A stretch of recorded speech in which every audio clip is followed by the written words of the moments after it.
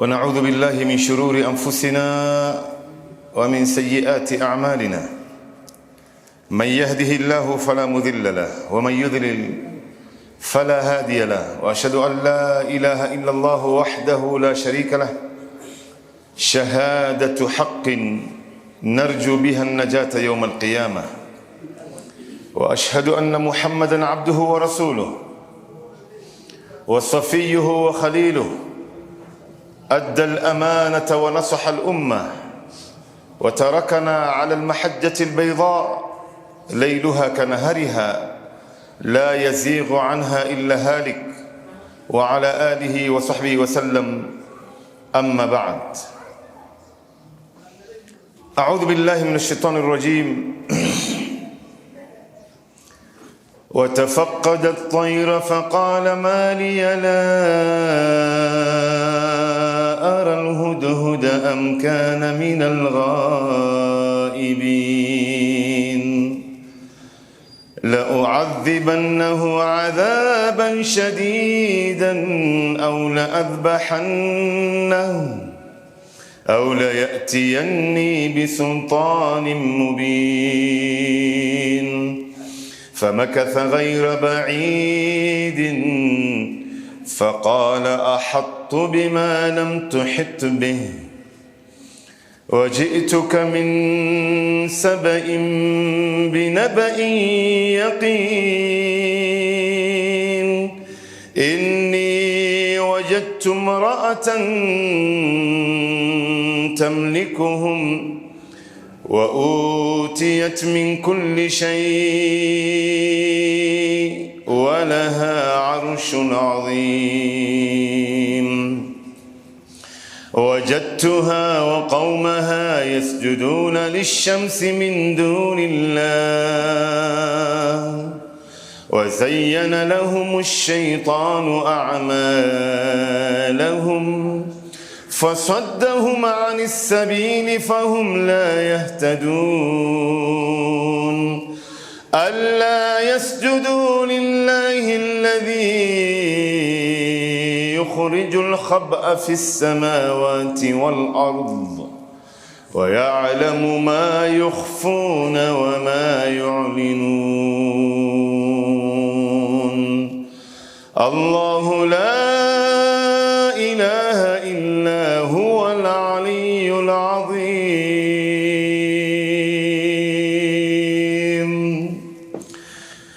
وعن نعمان بن بشير رضي الله عنهما عن النبي صلى الله عليه وسلم قال: مثل القائم في حدود الله والواقع فيها كمثل قوم استهموا على سفينة فصار بعضها أعلاها وبعضها أسفلها، فأما الذين في أسفلها إذا استقوا من الماء مروا على من فوقهم فقالوا لو خرقنا من نصيبنا لو أنا خرقنا من نصيبنا خرقا ولم نؤذ من فوقنا، فإن تركوهم وما أرادوا هلكوا جميعا، وإن أخذوا بأيديهم نجوا ونجوا جميعا.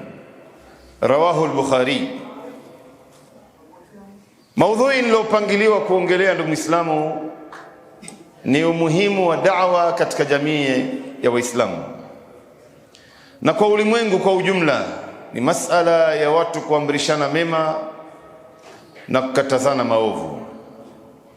Katika jambo nzuri na kubwa ambaye hii dini ya Uislamu iko nayo ni masala ya watu kuamrishana mema na kukatazana maovu. Dini zingine hawana hiyo, bali dini zingine wanaamrishana maovu na wanakatazana mema, bali wengine wamevuka mpaka hasa wanayakataza mema na wanaamrishana kufanya maovu. Hasa ndio unaona neema ya Uislamu. Ndugu Muislamu, ni neema miongoni mwa neema kubwa sana. Kwa sababu, kwa nini maudhui hii ndugu Waislamu? Ni kwa sababu binadamu ni mwingi wa kusahau. na binadamu ana matatizo mengi, ana makosa mengi anayafanya.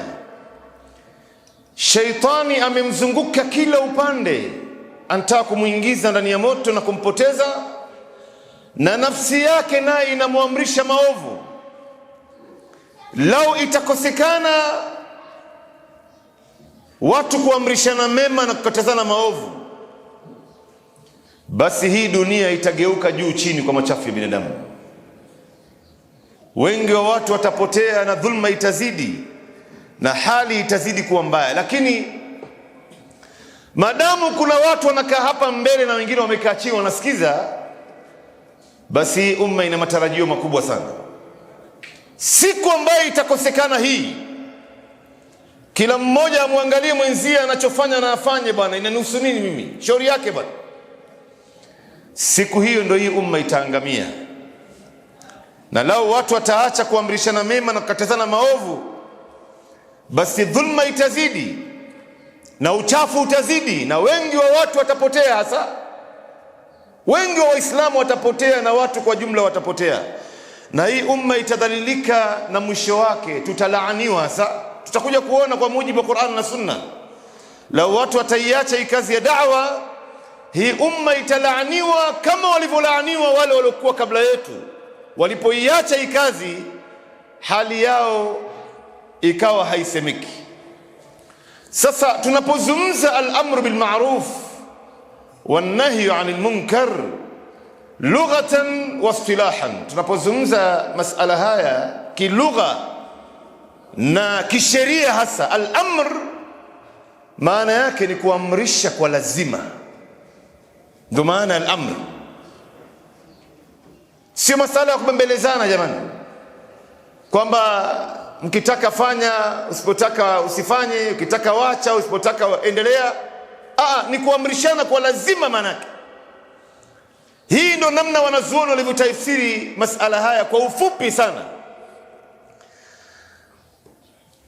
Na ndio unamuona Mtume sallam alipohamia Madina, kama anavyoelezea Abdullah ibn Umar, kana Rasulullah sallallahu alayhi wasallam ya'muru bil ma'ruf wa yanha 'anil munkar.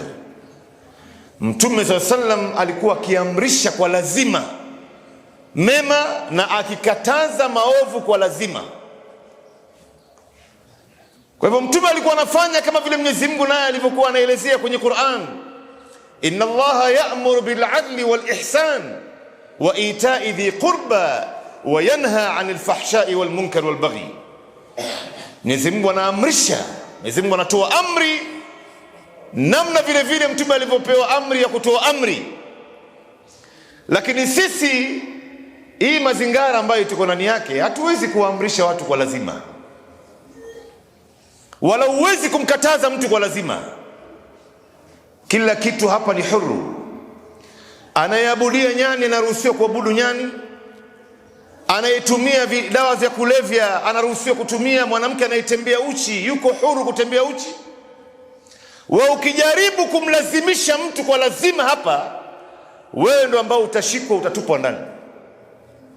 Wewe ukimwona mtu pale aswali, unakwenda unamshika kwa nguvu na bakora, umlete hapa msikitini kwa nguvu, wewe ndo ambao utashikwa, utatupwa ndani.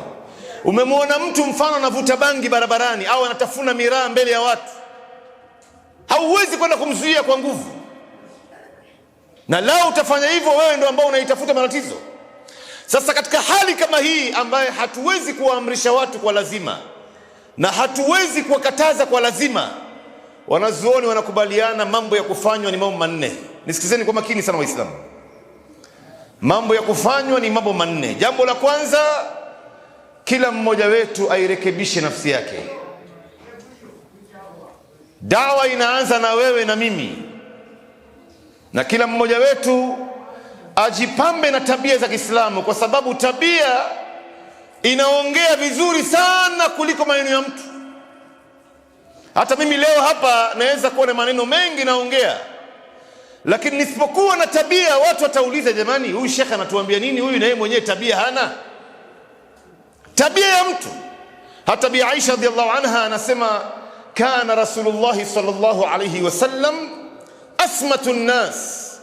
Mtume alikuwa ni mtu kimya sana, Mtume alikuwa ongea ovyo, kama Mtume anavyosema, man kana yu'minu billahi wal yawmil akhir falyaqul khairan aw liyasmut, mtu yoyote ambaye anamwamini Mwenyezi Mungu na siku ya mwisho atamke maneno ya kheri ama anyamaze.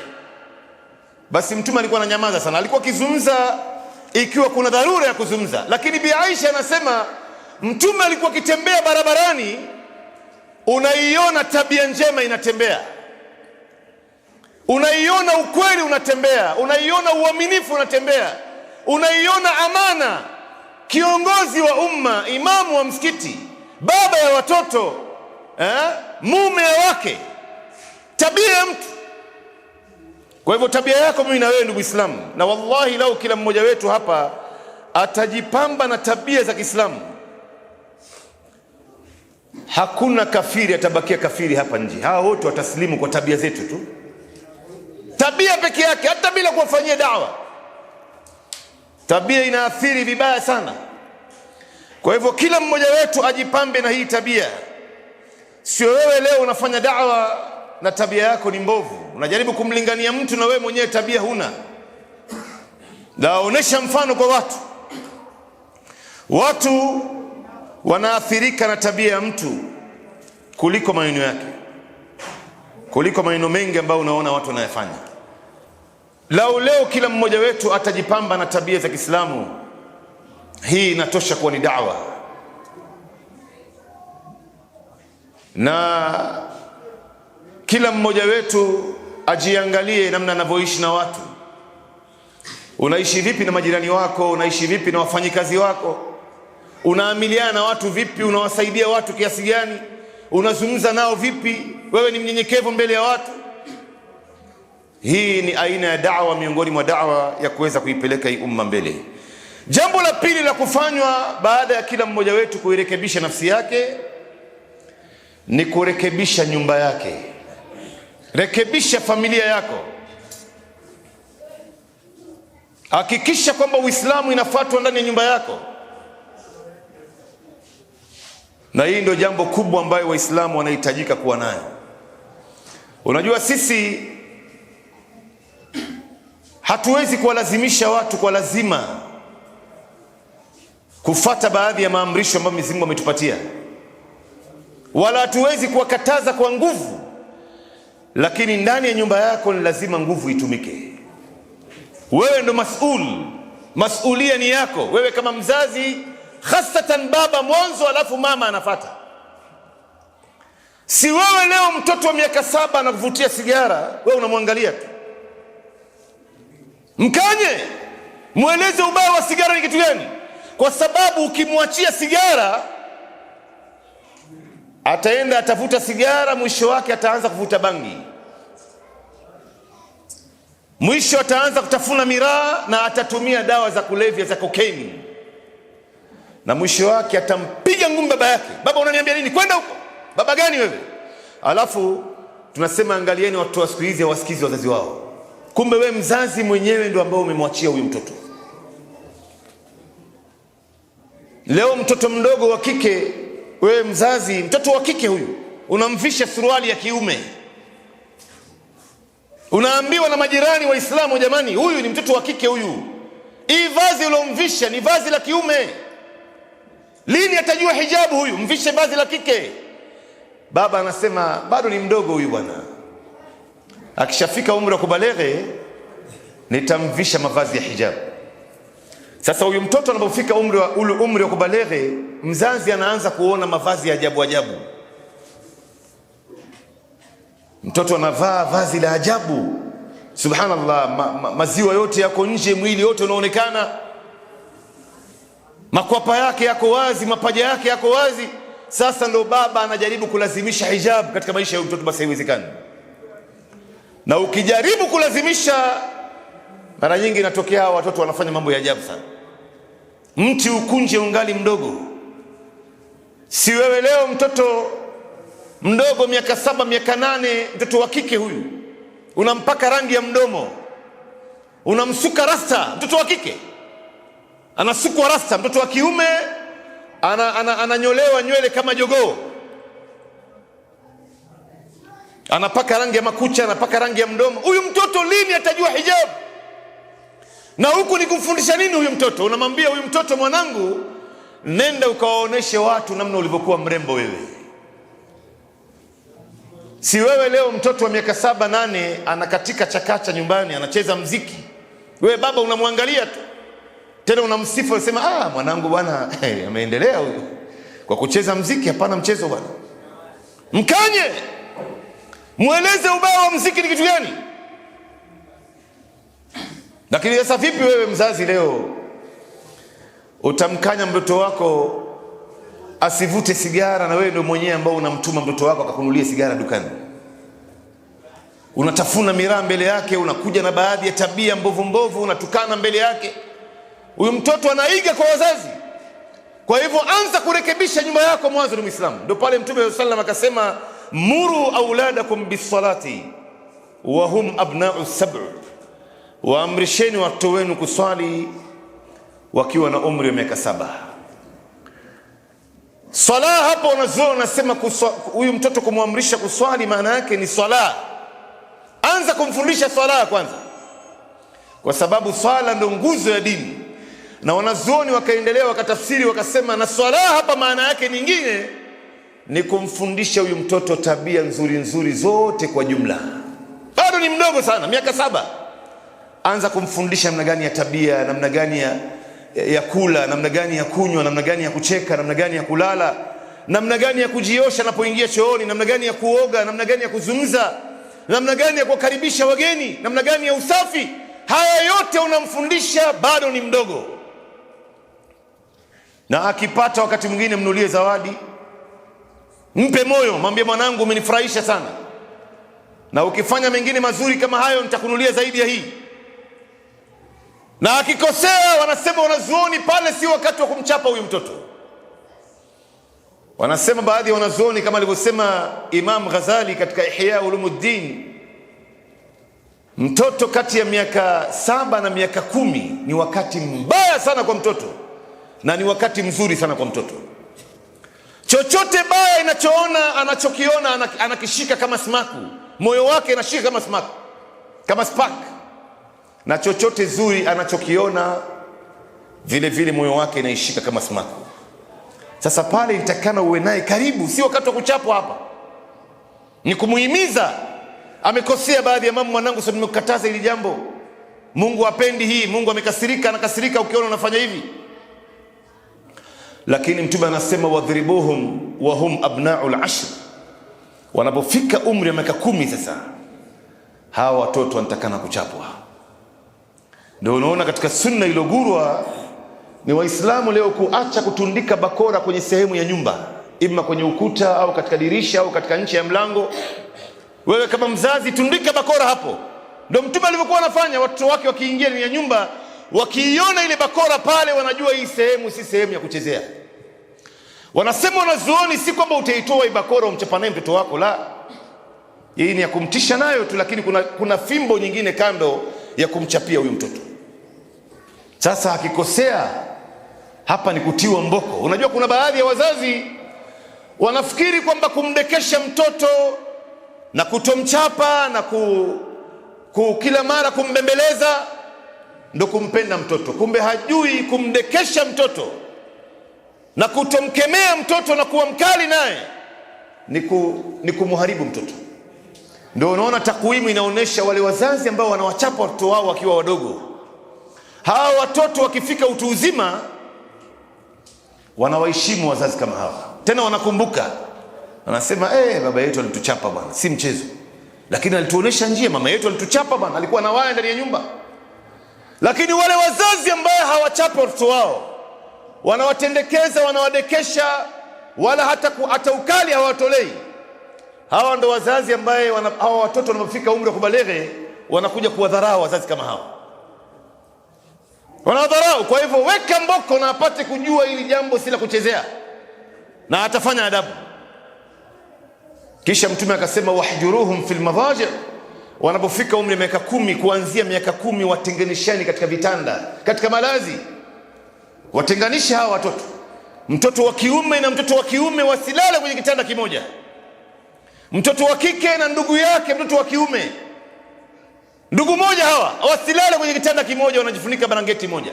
Wanasema baadhi ya wanazuoni, ikiwa labda hakuna uwezo ni mdogo, room yenyewe ni ndogo, sawa, basi kama kuna mtoto wa kiume na dada yake, dada alale juu, mtoto wa kiume alale chini. Ikiwa ni mandugu wawili wa kiume, hakuna budi, lazima walale kitanda kimoja, basi wasilale kitanda kimoja na kichwa yao yote inaelekeana, huyu mmoja aelekee huku na huyu mmoja aelekee huku, na wasijifunike blanketi moja. Mtume alielekeza haya miaka nyingi sana. Leo ndani ya maisha za hawa wasiokuwa Waislamu, masala ya incest, unamsikia ndugu amezaa na dada yake, baba amezaa na binti wake wa kike, mtoto wa kiume amezaa na mama yake. Hizi ni vitu ambavyo vimejaa katika jamii za hawa. Kwa Waislamu ipo pia, lakini ingawa imejificha ficha, lakini lao tutaiachia hii sunna, itaelekea mahali pabaya. Unasema ndugu yake bwana, dada yake huyu. Ndio unaona hata kumkumbatia mtu ambaye unaruhusiwa kumkumbatia, dada yako, shangazi yako, kuna mipaka yake. Kuna mipaka yake. Si wewe leo mjomba unakwenda kumkumbatia mtoto wa dada yako, alafu kunamwambia mwanangu, darling, kipenzi changu. Unamfundisha nini huyu mtoto mwanangu? Baadhi ya hawa wajomba hawa wana matatizo kwa kweli katika baadhi ya majamii. Sasa hawa watoto watenganishwe kwenye vitanda. Hii yote ni kwa sababu ya kuweza kurekebisha tabia katika nyumba zetu. Baada ya kuweza kuirekebisha nyumba yetu, Waislamu kila mmoja wetu amejirekebisha nafsi yake, tukarekebisha manyumba yetu. Sasa jambo la kufanywa ya tatu ni kuwafanyia watu da'wa, watu kuwapa watu nasaha, kuwanasihi, kuwaelekeza, kuwaamrisha, kuwakataza, kuwafanyia da'wa. Bas, hakuna zaidi hapo. Tutakutana msikitini katika vikao kama hivi, katika khutba ya Ijumaa, katika darsa msikitini, katika muhadhara, katika halaka ya Qur'an, katika halaka ya vitabu, tutaelekezana. Hakuna zaidi hapo. Yetu sisi ni kusema tu, jamani, hili jambo linafaa, Mungu anayaridhia, na hili jambo haifai, Mungu haiko radhi nayo. Mwenyezi Mungu anasema, wama alayka illa albalagh wama ala ar-rasul illa albalaghul mubin. Yako wewe ni kufikisha tu, hujaambiwa umlazimishe mtu. Unajua hii kazi ya da'wa imefanywa ikawa nyepesi sana, kwa kuwa Mwenyezi Mungu ametuambia tufikishe tu. Lao angelituambia baada ya kufikisha, hakikisheni watu wamefuata kwa lazima, basi hakuna kazi ingekuwa ngumu kama hii. Lakini siri yote imo katika kufikisha. Wewe hujui ufikishaji wako itamtoa nani katika shimo gani, itamuokoa nani na moto wa jahannam, itarekebisha maisha ya nani, itamrudisha nani katika njia. Wewe hujui. Wewe unaona ni mazungumzo ya kawaida, unazungumza tu mbele ya watu, kumbe mazungumzo yako haya yanagonga baadhi ya nyoyo za watu na inarekebisha hali za watu, na wewe mwenyewe huna habari. Ndio Mwenyezi Mungu akasema, wa qulil haqqu min rabbikum faman shaa falyu'min wa man shaa falyakfur. Wewe sema, yako wewe ni useme tu. Ndio unaona sisi wengi wetu hata kusema tunashindwa jamani. Kuna baadhi ya maduat, kuna baadhi ya mashekhe wanapoona kuna baadhi za aya za Qur'ani na hadithi za Bwana Mtume, lau atazitaja hizi aya na hizi hadithi itawaudhi watu, basi anasema bora kunyamaza, siwezi kuisema. Na wakati mwingine baadhi ya maduat, baadhi ya mashekhe na ulama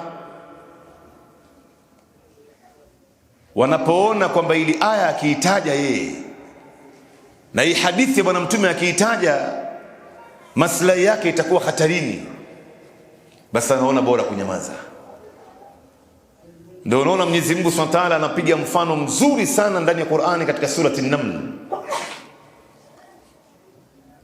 Nabii Suleiman alipotoka na watu wake, wanasema baadhi ya wanazuoni walikuwa wanaelekea katika kuswali swala ya mvua, wengine wanasema walikuwa katika makazi yao, akajitokeza mdudu chungu wa kike kwenye ardhi, akapiga kelele, na Nabii Suleiman anasikia. Huyu mdudu chungu anasema qalat an-namla ya ayyuha an-naml udkhulu masakinakum la yahtimannakum Suleiman wa junuduhu wa hum la yash'urun. Huyu mdudu chungu wa kike anapiga kelele, anawalingania wadudu wenzake, anawaambia enyi wadudu wenzangu, jamani, ingieni katika mashimo yenu, ingieni katika maskani zenu, asije Suleiman na majeshi yake wakawakanyaga nyinyi bila wao kujua. Nabii Suleiman anasikia na hao watu wengine ambao wanatembea naye hawasikii, katika miujiza aliopewa Nabii Suleiman alayhi salam. Mwenyezi Mungu anasema fatabassama dhahikan min qawliha, Nabii Suleiman akacheka, akamwomba Mwenyezi Mungu ampe uwezo wa kumshukuru yeye. Sasa wanazuoni wanasema angalia namna masala ya qadar katika hichi kisa ilivyokuwa. Huyu mdudu chungu, jambo la kwanza, alitoa sauti aina gani? Mdudu chungu sisimizi huyu anatembea hapa, hata labda hatuwezi kumuona. Lao anatoa sauti hapa sasa hivi mkasikia nyinyi na sote tukayasikia, itakuwaje hapa? Labda wengine tutatoka mbio. Lakini Nabii Suleiman alisikia mpaka akacheka, akamwambia Mwenyezi Mungu, Rabbi auzi'ni an ashkura ni'mataka allati an'amta alayya, niwezeshe mimi nikushukuru wewe katika neema nyingi ambazo umenineemesha mimi. Ni sauti gani aliyotoa hii? Kisha wanasema vile vile huyu mdudu chungu alijuaje kwamba huyu ni Suleiman alayhi salam? Alijua vipi kwamba huyu ni Suleiman? Na alijuaje kwamba Suleiman anatembea na majeshi yake wa junuduhu? Na alijuaje kwamba lau Suleiman na majeshi yake watawaona hao wadudu hawawezi kuwakanyaga, ni watu wema hawa? Hii yote ni kuonesha kadari ya Mwenyezi Mungu Subhanahu wa Ta'ala na uwezo wake Mwenyezi Mungu. Ndio unaona leo scientists wamekuja wakamchunguza huyu mdudu chungu, wakagundua mambo ya ajabu sana, kwamba huyu mdudu chungu anaishi kama wanavyoishi binadamu. Ana familia yake, ana majeshi yake, ana serikali yake, ana kiongozi wake, wanaye siku yao ya soko, wanauziana. Sasa amepata bidhaa nzuri, amepata aina ya mdudu, amepata aina ya chakula, na kwenda sokoni kuuziana, wanazungumza, wanasikizana maneno. Hata ma scientists katika nchi ya Ujerumani wameatia baadhi ya waya kwenye manyumba zao, zile mashimo zao zile wadudu, wakawa wanasikia baadhi ya sauti kwamba hawa wanaongea hao. Ndio unaona Mtume sallallahu ameharamisha mtu kumkanyaga mdudu chungu wala kumuua, uruhusiwi, kwa sababu huyu mdudu chungu ana mambo ya kuigwa. Sasa kwa nini tumtaje huyu mdudu? Unajua, kwa mtizamo wako wewe na mimi, huyu mdudu chungu huyu sisimizi anayetembea hapa hana sauti kwa mtizamo wako wewe na mimi. Na lau kama anatoa sauti watasikizana wao kwa wao, lakini mimi na wewe hatuwezi kusikia. Lakini mafunzo ambayo tunaipata kwa kisa hichi ni kwamba ikiwa huyu mdudu chungu aliwahi kutoa sauti ya kuokoa mandugu zake, kwamba wasije wakakanyagwa na Suleiman na majeshi yake, alitoa sauti huyu ya kuokoa mandugu zake. Wanauliza wanazuoni, jamani, mimi na wewe ambaye leo tumeumbwa na sauti, tunashindwa hata kuongea, tunashindwa na mdudu chungu ambaye ni simizi ambaye hana sauti? Maana yake tumeshindwa. Kwa hivyo hapa ni tuwafanyie watu da'wa, kisha tuwaombee dua. Usimkatie mtu tamaa, muombee mtu dua, mfanyie mtu da'wa, na muite kando kwa siri, kwa heshima. Bwana, hii tabia unaikwenda naye si sawa, Mungu hayuko radhi, itakupeleka mahali pabaya. Wengi waliangamia walipofuata njia. Amekubali sawa, amekataa, hii ni yake yeye, lakini wewe umeshamfikishia. Hii ndio kitu muhimu sana. Kisha baada ya hapo muombee dua. Wewe hujui dua yako hii itamtoa nani katika matatizo gani ambayo yuko ndani yake, katika tabia gani mbovu ambayo yuko ndani yake. Unamuona Muislamu mlevi anaanguka ndani ya shimo, usimcheke. wala usimlaani, muombe Mungu. Wewe hujui dua yako itamtoa nani katika shimo gani. Unamuona mtu anakunywa pombe, unamuona mtu anatafuna miraa, unamuona mtu anasikiza mziki, anacheza kamari, anafanya baadhi ya mambo ya haramu, anatembea uchi mwanamke wa Kiislamu. Usishirikiane na sheitani kumpiga ndugu yako Muislamu vita, bali wewe ni kumfanyia dawa na umuombe dua. Kila mara unapoamka usiku wa manane, ya Allah muongoze fulani, muondoe katika hali yake ile ambayo iko ndani yake. Na ikiwa unamjua jina lake, mtaje kwa jina hasa. Hii dua inakwenda direct. Malaika wanamwambia Mwenyezi Mungu, ya Allah mpatie huyu kama alivyomwombea huyu. Wewe pia unapewa kitu ambacho ukujiombea, umemwombea mwenzie, lakini kwa nia yako nzuri wewe pia unapewa kitu chenyewe cha kheri. Muombe. Wewe hujui dua yako itamtoa nani katika matatizo gani. Ndio unaona katika Bani Israili walipokatazwa kuvua samaki siku ya Jumamosi, wanasema wanazuoni palitokea makundi matatu. Unajua wao walikatazwa Jumamosi hakuna kuvua samaki masaa 24. Sisi ummati Muhammad sallam, alhamdulillah, tumeharamishiwa kufanya kazi ya aina yote, biashara yoyote, wakati khatibu anapopanda juu ya mimbar siku ya Ijumaa. ya ayuha alladhina amanu idha nudiya lis-salati min yawm al-jum'ah fas'au ila dhikrillahi wadharu al-bay'. Anapopanda inaadhiniwa, anapanda inaadhiniwa, wakati huo kufanya biashara aina yote ni haramu. Haijalishi umemwacha nani katika biashara yako. Na tutakuja kuona hapa baadhi ya watu wanajifanya wao ni wajanja, wanawawacha watu ambao si Waislamu katika biashara zao, kwenye petrol station zao, katika supermarket zao, kazi inaendelea, alafu yeye anakuja kuswali hapa. Kilichokatazwa hapa ni biashara na kazi yoyote isimame mpaka swala ya Ijumaa itakapomalizika. Inaweza kuwa ni nusu saa, inaweza kuwa dakika 45, saa nzima. Basi fa idha qudiyatis salah fantashiru fil ardi wabtaghu min fadlillah. Swala inapomalizika watu watawanyike. Sasa hawa walikatazwa siku ya Jumamosi nzima hakuna kuvua samaki.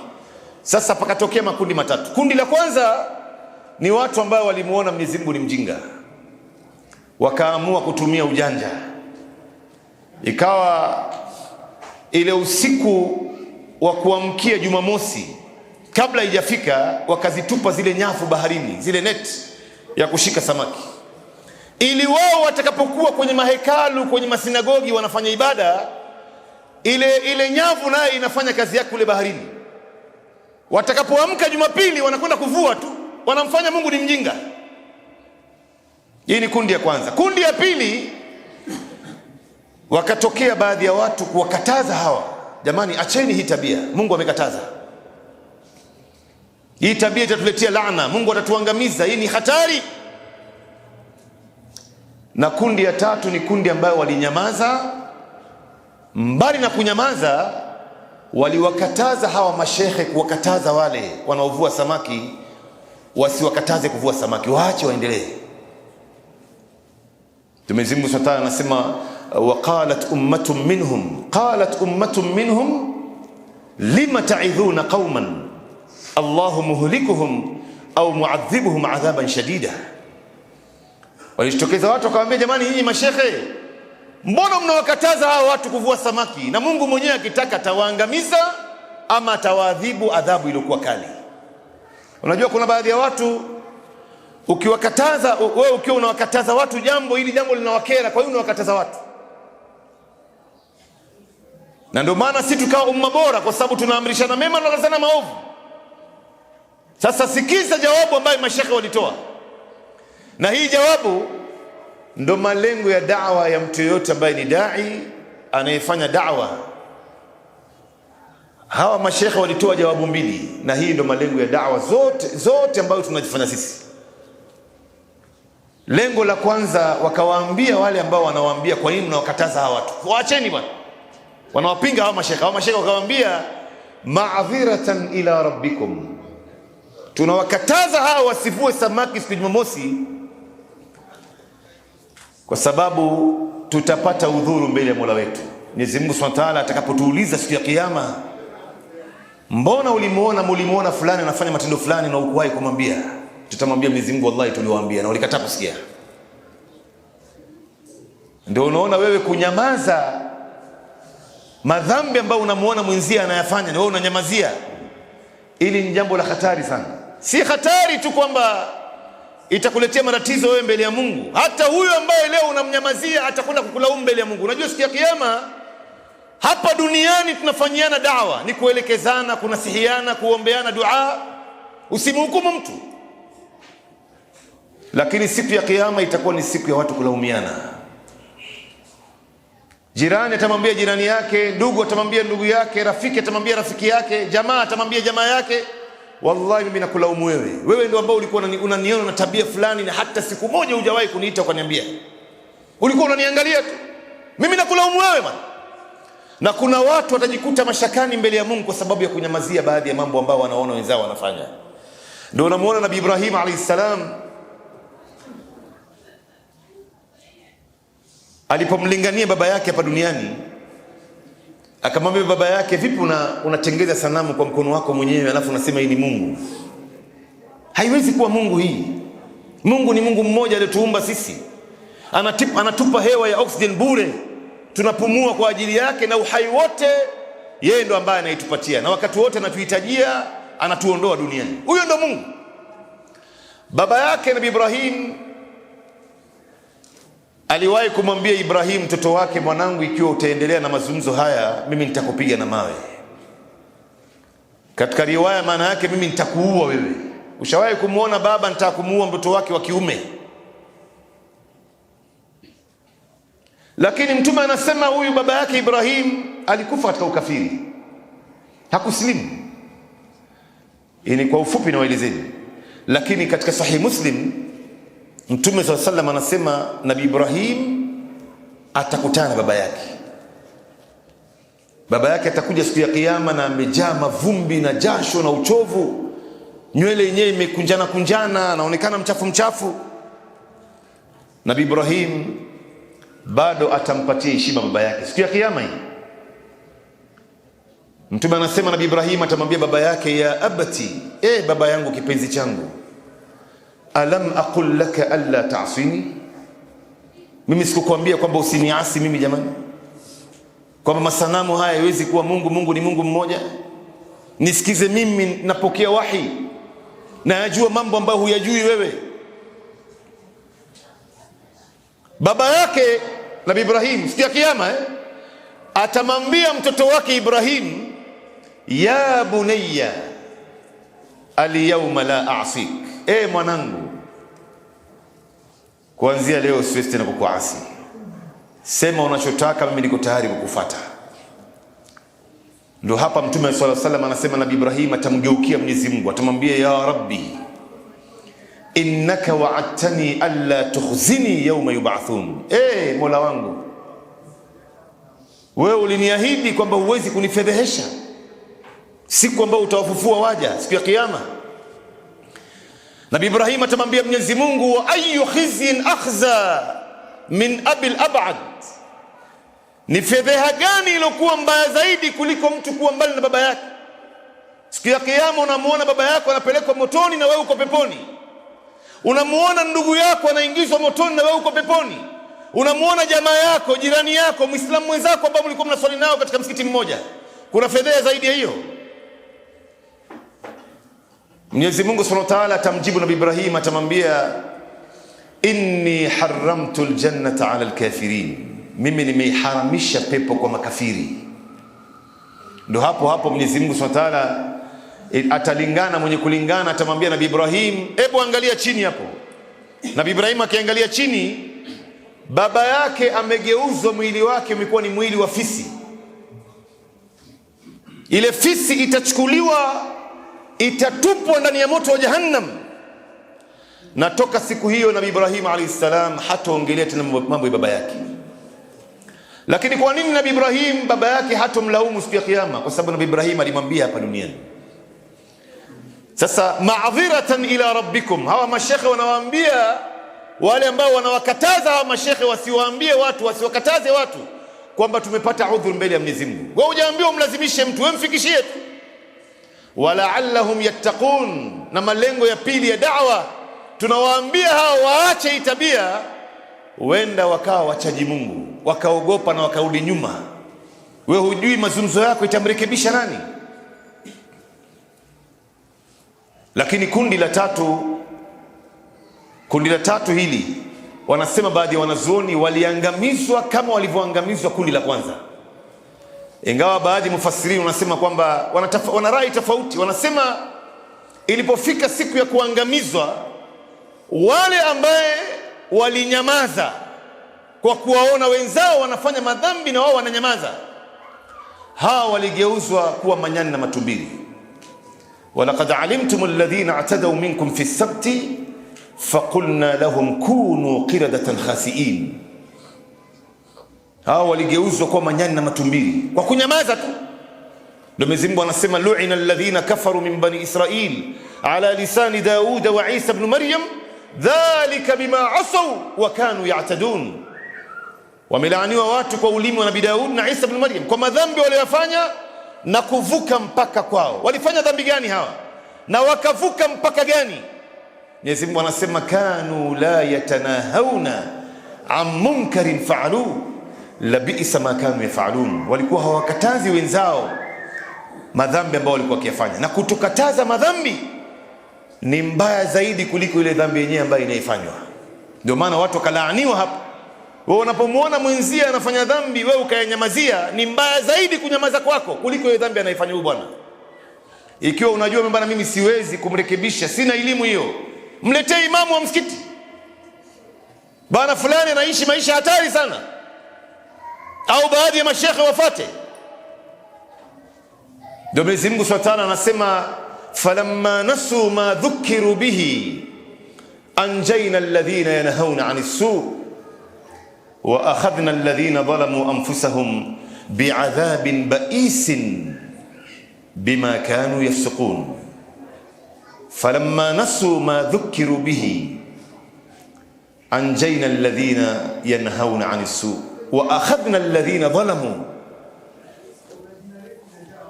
walipoyasahau yale mambo ambayo ilikuwa tumewaamrisha na kuwakataza wakawa wanayakumbatia kwa mzima mzima, tuliwaokoa tu wale ambao waliwakataza wenzao kufanya madhambi yale. Hao ndio ambao waliokolewa, na tukawaadhibu adhabu iliyokuwa mbaya wale ambao walidhulumu nafsi yao. Ndio unaona Mwenyezi Mungu Subhanahu wa Ta'ala anasema kuntum khayra ummatin ukhrijat linnas ta'muruna bil ma'ruf wa tanhauna 'anil munkar wa tu'minuna billah. Kuntum khayra umma, nyinyi mmeshakuwa umma bora. Nyinyi ni umma bora tayari. Kwa nini mmekuwa umma bora nyinyi Waislamu? Kwa sababu mnaamrishana mema, mnakatazana maovu na mnamwamini Mwenyezi Mungu. Anasema Imamu Shaukani kwenye kitabu chake Al-Fathul Qadir, katika miujiza ya Qur'an hii aya, yani hii aya kwa mtizamo wako mimi na wewe ilikuwa inafaa iwe hivi: kuntum khayra ummatin, nyinyi mshakuwa umma bora. Kwa nini mmekuwa umma bora? Kwa sababu kwanza tu'minuna billah, mnamwamini Mwenyezi Mungu. Watu wengine wamekataa kuamini, nyinyi mmemwamini, alafu ndo mnaamrishana mema, mnakatazana maovu. Lakini mmekuwa umma bora, jambo la kwanza, kwa nini? Mnaamrishana mema, mnakatazana maovu, alafu ndo mnamwamini Mwenyezi Mungu. Sasa wanasema mufassirin, imani haiwezi kuja mpaka watu waamrishane mema na wakatazane maovu. Ndio Saidina Umar radhiallahu anhu anasema man sarrahu an yakuna min hadhihi al-umma falyuaddi shartu Allahi fiha, mtu yoyote ambaye anafurahi kwamba yeye ni miongoni mwa hii umma ama anataka kuwa katika hii umma, basi atekeleze sharti iliyowekwa ndani yake. Ili uwe katika umma bora lazima utekeleze sharti. Sharti gani hiyo? Sharti yenyewe ni kuamrishana mema na kukatazana maovu. Na lao watu wataacha kuamrishana mema na kukatazana maovu, madhara mengi yatatokea Waislamu, na watu wengi watazidi kupotea, na ikhtilafu miongoni mwetu itazidi. Wengi wa watu watazama kwenye maasi na maasi itawazoea wao, watakuwa addicted. Ndio unaona umuhimu wa vikao kama hivi. Hizi vikao vinahitajika kwa kweli, vinahitajika kwa kweli, na wale wote ambao wamechangia katika kuweza kuandaa jumuiya hii na kuandaa hii kongamano, Mwenyezi Mungu atie katika mizani ya hasanati zao. Hii ni kikao muhimu sana, na vikao kama hivi ni muhimu sana. Usiache kukaa katika vikao kama hivi, kwa sababu ni majalisi dhikri, ndio vikao vya watu kukumbushana na kutahadharishana na kushtuana, ili watu wakapata kurudi nyuma. Sisi kama Waislamu, alhamdulillah, ni neema kuwa Muislamu, na hii neema itazidi kuwa na uzito pindipo Muislamu atakapokuwa ni Muislamu wa kweli ndani yake. Na mara nyingi vikao kama hivi ndio ambavyo vinarekebisha mtu mpaka anakuwa Muislamu wa sawa, na mambo mengi utapata kuyajua, na wengi watauliza maswali, watapata kujua mambo ambayo walikuwa hawajui, watayakumbuka yale mengine ambayo wameyasahau. Vikao kama hivi vinarekebisha mambo mengi sana, vinarekebisha mambo mengi sana. Ndio Mtume wa sallam anatoa mfano katika Sahih Bukhari, hadithi ilipokelewa na Nu'man bin Bashir radhiyallahu anhuma. Mtume wa sallam anasema, mathalul qa'imu fi hududillah wal waqi'u fiha kamathali qaumin istahmu ala safinatin, mfano ya watu waliosimama katika sheria ya Mungu. Wanasema mufassirin, waliosimama katika sheria ya Mungu ni wale ambao wanawaamrisha wenzao na kuwakataza wenzao. Hao ndio ambao wanaokusudiwa hapa. Na kusimama katika sheria ya Mungu ni kwamba wamesimama na yale ambayo Mwenyezi Mungu amewaamrisha na wameacha yale ambayo wamekatazwa. Hawa vile vile wanaingia hapa. Walwaqi'u fiha, yani tofauti ya hawa na wale watu ambao wametumbukia katika yale ambayo Mwenyezi Mungu amewakataza, ndio wanayakumbatia, wanayafanya, na yale ambao wameamrishwa hawayafanyi. Kamathali qaumin, ni mfano wa watu wanaosafiri katika jahazi. Hii hadithi wanazuoni wameiita hadithu safina, hadithi ya marekebu, hadithi ya jahazi, meli. Hii meli ina tabaka mbili, ina ghorofa mbili, kuna ghorofa ya chini na kuna ghorofa ya juu. Hao ambao wako chini wakitaka maji inabidi wapande kwenye ngazi juu wakachote maji. Sasa wakati mwingine wanapopanda kule juu inakuwa dhiki, wakati mwingine wanapata mfereji imefungwa hakuna maji, wakati mwingine wanapata maji yenyewe imekwisha. Sasa hao walioko chini wakaongea na wale ambao wako juu wanasikia, wakasema, lau anna kharaqna min nasibina kharqan falam nu'dhi man fawqana. Mnaonaje jamani, lau sisi watu wa chini tutapasua hapa, maana yake tutachimba shimo hapa kwenye hii marikebu, katika hii meli hii, kisha itatoka maji na hatuwezi tena kuwaudhi wale watu ambao wako juu. Sasa Mtume anasema wale ambao wako juu, lau hawato wakataza hawa ambao wako chini kutochimba shimo ama kupasua sehemu ya marikebu hapa chini, halaku jami'an, wakinyamaza wataangamia wote, manake maji itaingia na itajaa na meli yote itazama. Lakini wa in akhadhu bi aidihim najaw wa najaw jami'an, lakini lao watawashika kwa mikono yao na wakawaambia, jamani, haiwezekani, mkichimba hapa tutaangamia wote, wataokoka na watanusurika na watanusurika wote. Sasa wale ambao wako juu ndio wanatajwa katika hii hadithi kwamba wanawaamrisha wenzao na kuwakataza wenzao. Ndio unaona hii kazi ya da'wa inahitajika sana, ndugu Muislamu. Na namalizia hapa kwa nukta mbili au tatu ambayo ni nukta muhimu sana katika suluhisho ya kuweza kuboresha hii kazi ya da'wa na kuiweka imara zaidi, kwa sababu tegemeo la hii umma ni maduat, ni mashekhe, ni maulama, ni mimbari ya Ijumaa. Tegemeo la hii umma, msikiti ni chombo cha kuipeleka hii dini mbele. Hii msikiti ni sehemu muhimu sana. ya kuweza kuwaelimisha watu na kuweza kuwaondoa watu taka na kuondoa tofauti miongoni mwao. Lakini kazi ya da'wa ikishakuwa sasa ni misikiti imekufa. Leo ukitembea misikiti nyingi da'wa haifanyiki. Imamu wa msikiti ya kazi yake ni kuswalisha, hajali mambo ya da'wa. Maamuma wenyewe hawamuamshi imamu. Unajua imam anapokuwa hai katika msikiti wowote ule, hiyo msikiti itakuwa hai. Na imamu anapokuwa amelala, basi msikiti mzima utalala. Lakini wenda ikawa imamu amelala na maamuma wako hai, hiyo msikiti pia itakuwa hai. Maana yake watamuamsha yule imamu na watawaleta mashekhe, wataiboresha mambo ya da'wa na mengineo. Lakini imamu amelala na maamuma pia wamelala, basi da'wa itakufa katika sehemu kama hiyo. Na ndio matatizo mengi itawakumba Waislamu katika njia moja au nyingine, na watu wengi watazidi kupotea. Sasa jambo la suluhisho katika kuweza kuboresha da'wa, ya kwanza ni tufungue misikiti na mimbari ya Ijumaa ifunguliwe milango yake. Mimbari ya Ijumaa hii, kama kuna silaha ambayo Waislamu wako naye, ni hii mimbari.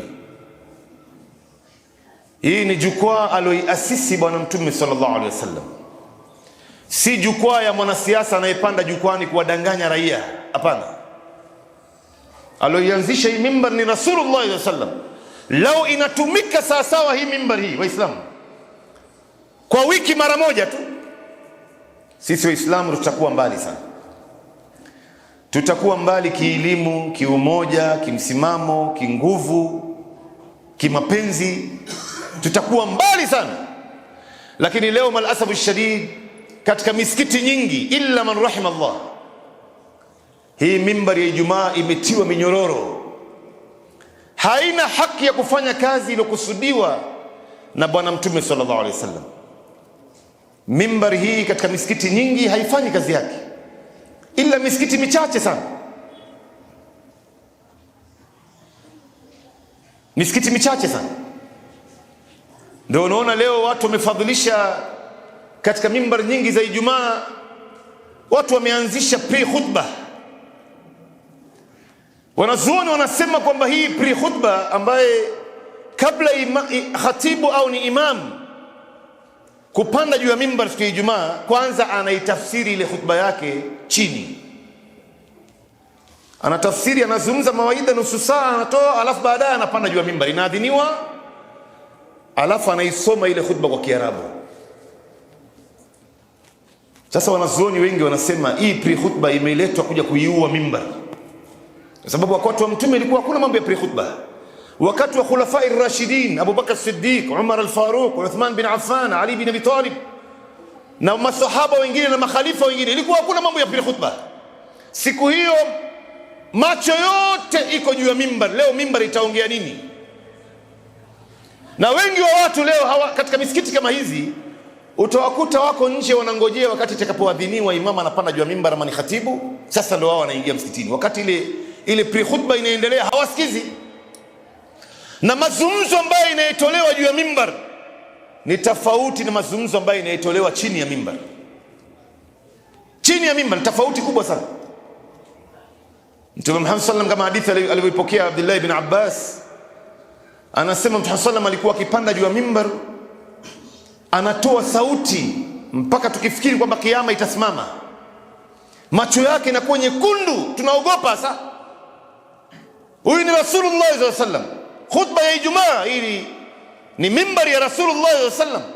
Leo kuna baadhi ya watu wanapanda juu ya mimbar, anashika kitabu hivi, alhamdulillah alhamdulillahi rabbil alamin, ataje baadhi ya aya na hadithi basi. Na majority ya watu waliokaa pale Kiarabu hawaijui, na mbali na hiyo wamekataa kuisoma lugha ya Kiarabu, lugha ya Qur'ani hii, lugha ya Mtume tumekataa kuisoma. Sasa ndio maana inatafsiriwa mwanzo, alafu ije juu ya mimbar kwa Kiarabu, tena baada ya Ijumaa asimame mtu mwingine. Maana yake kuna khutba tatu inaendelea katika msikiti mmoja. Hata kuna baadhi ya misikiti ukitembea huko, baadhi ya vijijini na miji na baadhi ya mitaa, wanasoma khutba ya Ibn Nabat, zile khutba za zamani za jadi zile, ambapo hata neno moja ya Kiarabu ukienda katika kamusi ya Kiarabu kama Lisan al-Arab ama katika al-Mawrid hauwezi kuipata maana yake. Huyo shekhe mwenyewe mwenye kuisoma yeye mwenyewe hajui maana yake ni nini. Sasa naambia watu kitu gani? Sasa hii mimbar, wallahi Waislamu lao itafunguliwa minyororo yake, sisi Waislamu tutakuwa mbali sana katika mambo mengi. Katika mambo mengi sana tutakuwa mbali na dawa itakuwa juu. Lakini mimbar ikishakuwa leo imefungwa katika misikiti nyingi, illa man rahimallah, ndio unaona intakana mimbar ya Ijumaa kama alivyosema Sheikh Al-Uthaymeen rahimahullah, watu waelezwe kwa lugha ya watu wanaofahamu. Kuna baadhi wanazoa na kuambia bana lazima khutba iwe kwa Kiarabu. La, mashekhe wanasema hapana. Ikiwa kuna dharura watu hawaelewi Kiarabu, tutawaeleza katika lugha nyingine. Kama Mwenyezi Mungu Subhanahu wa Ta'ala alivyosema katika surati Ibrahim, wama arsalna min rasulin illa bilisani qaumihi liyubayyana lahum, hatujamtuma mtume yote ila kwa ulimi ya watu wenyewe, kwa lugha yao. Wewe leo nitakuwaeleza watu hatari ya jambo ambayo itakayotokea wiki inayokuja, ama imetokea wiki iliyopita au mwezi unaokuja, unawaeleza kwa lugha usofahamu maana yake. Sasa unawaambia nendeni mkatumbukia katika ile matatizo mzima. Jambo la pili, Waislamu, katika suluhisho ya kuimarisha da'wa, kuna haja kubwa sana ya maimamu wengi wa msikiti nyingi kuandaliwa semina ya kufundishwa masala ya da'wa haya. Tumetembea katika sehemu nyingi, maimamu wa msikiti amehifadhi Qur'ani, anajua kusoma Kiarabu, lakini hawafanyi da'wa. Yeye ni hafidh lakini da'wa hakuna. Sasa kuna haja ya maimamu wa msikiti na walimu wa madrasa kuingizwa katika nyanja ya da'wa na wakafanywa semina hasa kuonesha umuhimu wa jambo hili. Hili ni jambo nzito Waislamu. Ikishakuwa imamu ni mtu mwenye kuswalisha watu hapa na kufunga msikiti, basi matatizo mengi itawakumba Waislamu. Ipatikane imamu ambaye atawaamsha watu kielimu na atajenga imani yao na ataondoa tofauti miongoni mwao kwa elimu na hikma. Huyu ndio imamu ambaye tunamtaka. Lakini leo maimamu ana apply kazi ya uimamu, yeye amehifadhi mashallah, basi huyu ndio anayepewa kazi. Sawa, apewe kazi, lakini afundishwe majukumu yake katika msikiti ni kitu gani.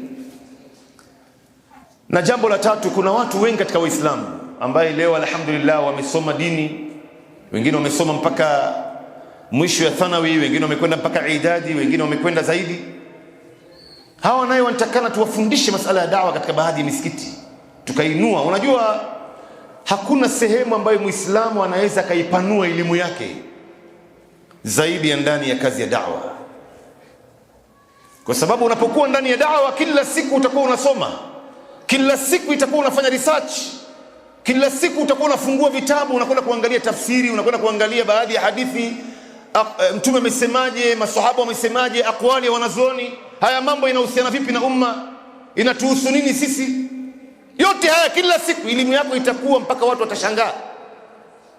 Ndio unamkuta mtu leo amesoma mfano Al-Azhar au Jami'atul Afriqi au amesoma Madina University, anarudi amepata certificate yake, ametaharraj, anawacha kazi ya da'wa, anaamua kufanya kazi ya biashara. Si makosa, biashara hujaharamishwa jamani. Fanya biashara, lakini usiache kufanya da'wa, kwa sababu ukiacha da'wa elimu yako itapotea. Na vijana wengi tuko nao hapo wamesoma Madina, wengine wamesoma university kadha hapa duniani, lakini da'wa hawafanyi. Baada ya miaka 3-4 ile elimu inapotea. Unajua elimu ya dini na Qur'ani si kama vitabu vingine, ukiacha pia inakuacha. Ndio mtu anaweza kuwa amesoma King Abdul Aziz University ndani ya Makkah miaka 6 miaka 7, akarudi huko akawacha kazi ya da'wa. Baada ya miaka 5 anaambiwa shekhe, bwana hebu toa kalima msikitini. Akizungumza watu watamshangaa, hasa huyu jamaa alikwenda kusoma nini huko, mambo gani anatuambia? Maana elimu hii inapotea. Kwa hivyo kuna haja leo ya kuwahimiza vijana wengi, hasa maimamu wa msikiti, tukawashirikisha baadhi ya vijana ili waweze kuingia katika uwanja wa da'wa huu na da'wa iweze kuwa sehemu nyingi. Ndio unakuta leo katika sehemu za mashambani da'wa hakuna, watu wanaishi katika hali mbaya sana kule, na vijana wengi ambao wanakuja kusoma katika sehemu za miji, wanapoona maisha ya mijini, maisha ya jiji kama Nairobi au Mombasa, hawataki tena kurudi mashambani, na huku na sehemu ambayo da'wa inahitajika. Kwa hivyo hawa tupate kuwainua katika msingi wa da'wa, na mwisho wake mambo mengi yatarudi mahali pake.